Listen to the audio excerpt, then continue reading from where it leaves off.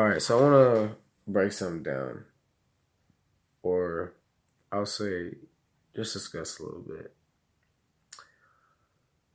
If we think about likes, we think about how we're living, we got social media, and, it's not like we're reaching for likes you know, or we're throwing intentional likes to, I gotta like their picture, or I gotta like their stuff, or I gotta subscribe. No, it's not what we're like, but we're doing it. We're just living life. We're doing it, and it is what it is. We're just living, like really, just truly living, and it's not an effort, to do it, to like someone's, you know, post or to show love or on some social media or whatever. It's not anything to even post stuff ourselves and get likes. It's nothing. Now, I want you to think about the word, I want you to think about the world before, not just before phones, but before religion. You see, before religion, the word faith was never even created. And not just specifically religion, language. We can say language. Before language was created, there was no word for faith. And so if we take it back to this social media concept and we're thinking how we're living and what it means to be us right now. We're liking pictures and we're just doing it. We're not forcing it. We're not liking, and getting on about, oh, I gotta like this stuff. No, it just is what it is. You see, faith is the equivalent of likes. You see, before we were, and we have to remember that, before we were doing it in this world, this other world, this electronic world, this virtual world, before we were ever, which is it's effortless. We're not putting any effort into it. We're just going with the flow. However, just remember, before we were ever doing this, we were doing it without it. We were just, hey, what's going on? Hey, I like your shirt, kind of following people in life, keeping up with them, maybe not keeping up with them, maybe getting close to people, maybe reaching out to people more. And if we go back to the concept of before religion, before language, that's what we were doing, It was an unspoken thing. It was effortless. People weren't going around saying, I have faith, or you should have faith, you should have faith. I'm not knocking that. Simply a discourse of a concept. You should have faith, if you need faith. However, just remember, I'm using this concept to say, you think about faith like likes on Instagram or social media. Like, before you ever got likes, did you ask for it? Did you feel like you needed that?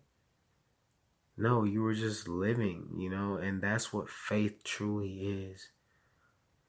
People can give you faith all day, yet it's your life.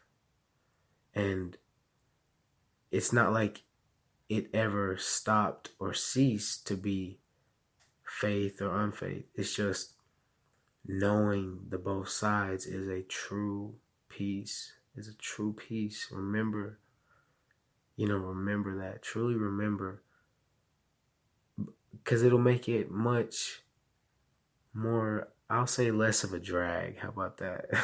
Less of a drag to be on social media or to get into where the world is heading, because the world is the world is heading into this heavy.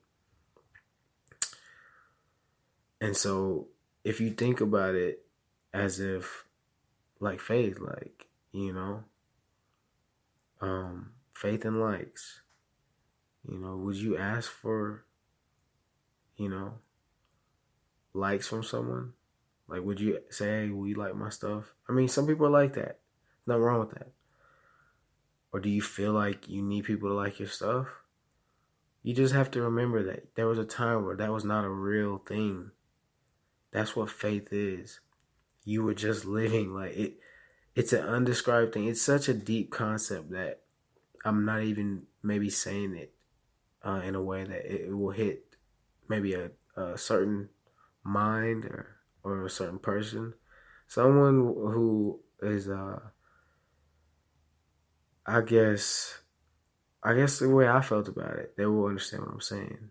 Um, the word faith was not real. There was no word for it. Not this. I'm not condemning faith. No, not at all. I'm saying before people were saying, "Hey, you need to have faith," they were just saying nothing. They were just going on, living. Hey, what's going on? Or maybe they did. There wasn't language. I'm not gonna go deep into that, but I'm saying to understand our reality, we must look at not the past. It's not important to look at the past. We must be. What do you think the past is? It's here right now, especially if you're talking about it, especially if you've been double carrying it. It's already here with you. The future is already here with you. The past is already here with you. Why are you double carrying it? Why are you double talking about it? You see, when we feel bad for getting into the game of the social game, the accomplishment game, the love game, and I mean relationship, man, building a family, we healing ourselves. When we feel like we don't want to dive into realms, and there's no such thing as dimensions. It's all games. There's army games, sports games, social games. And when we feel like we don't want to play any games, that's a powerful place to be. And that's where we were before all of this, essentially. We didn't play games. There were no games before, I will say, the Western world. The games that we did play, I have no clue what we played. Stickball, I don't know. I have no clue. I don't even know if we played games. Maybe it wouldn't be considered a game. Maybe okay, but there's all different games. I guess this is the game. I guess we must, and it's not about enlightening each other. We just need to remember life before things. Like, truly remember life before things. Like, you remember, it's like you get a new car, right? You have it for so long, you think it's old. But it's still that same new car. It's just old to you. Because I promise you, you sell it, you get it right, you see somebody driving it, and you'll be like, damn. You'll be like, they got that shit right. Or maybe they're going to treat it like a bucket. Who knows? But it's everything is as new as we see it. Nothing is new under the sun. Meaning, yeah, we've seen it, we've had it, whatever. However, it is a delight to just take another breath. That is what it means in this moment of, all right, let me play the game.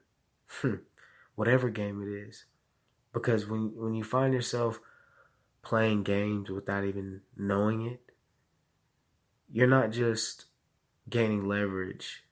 You're speaking a new language with yourself that is looking at that leverage as what it truly is, something to hoist yourself up and not something that's going to smash you down, No, that leverage, you pull yourself up with these games. You know, the more you can speak other people's languages, the more you can speak your own language. And over time, you won't know the difference. You won't know the difference. And that's a really powerful thing, because you don't have to play the game anymore. You don't have to play any games.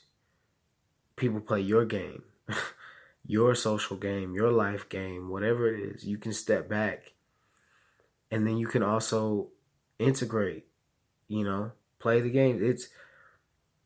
You see, I'm saying it this way because we cannot be afraid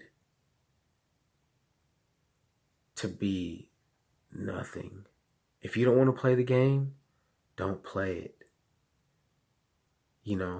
That's a game. That's a game you're playing with yourself. The thing that you can't play the game. Because when you see people, you're going to play the game. You know you are. The game of, I'm, just this regular old cat. But when you're by yourself, you don't act like that. So don't act like that around people. Stop playing it. Stop. And if you're going to play that game, then play it. But just know there are other games too. And you never should be fearful, afraid. And if you are afraid, know that that's the catalyst. That's the catalyst. You see, a caterpillar is, when it's in a cocoon, you don't think that shit, excuse my language, but that must hurt. It's wings coming out of its back. It's not even just wings coming out. It's completely transforming. You see, we're looking at it and we think, oh, it's wiggling around and it's just going through this process. I'm sure it feels pain. Yet, it's that pain that's the catalyst. And when you feel that, or when you are, if the pain is the catalyst, the tension, the wiggle, if that's the catalyst for the butterfly, to become, to be itself, to transform from the caterpillar, then that's the sign. You're there. If you're feeling pain, you're feeling anxiety, you are literally there. You're right where you need to be. Don't run from it. Or maybe run from it. Who cares? Because it's a game. It's a game you're playing with yourself. To even think that you can run from the fear, you're going to run right back to it because you like it. I'm telling you, why would you run from it if you didn't like it? If you didn't like it, you would face it and you would be like, go away. But you like it. You like the fear, so you run from it. You like the anxiety, so we run from it. And that's a beautiful game to play because it wears us out. You can run from fear and anxiety your whole life and wear yourself out. And then one day you'll be 70 and you'll say, I'm finally me. Or you can be yourself today. This moment. Even if, and I'm not knocking anyone if they're 70 and they're, saying, I found myself. That's not what I'm saying. Everyone's timetable is different. I'm saying here in the present moment right now, whoever's listening, it's not a matter of, do I have to play the game, or do I have to even live, become something? You already are something.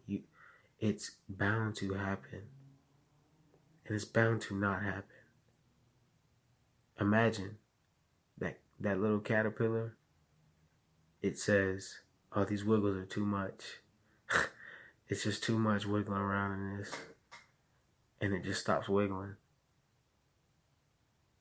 Stops going through that maybe mysterious, unbeknownst pain that we could be misperceived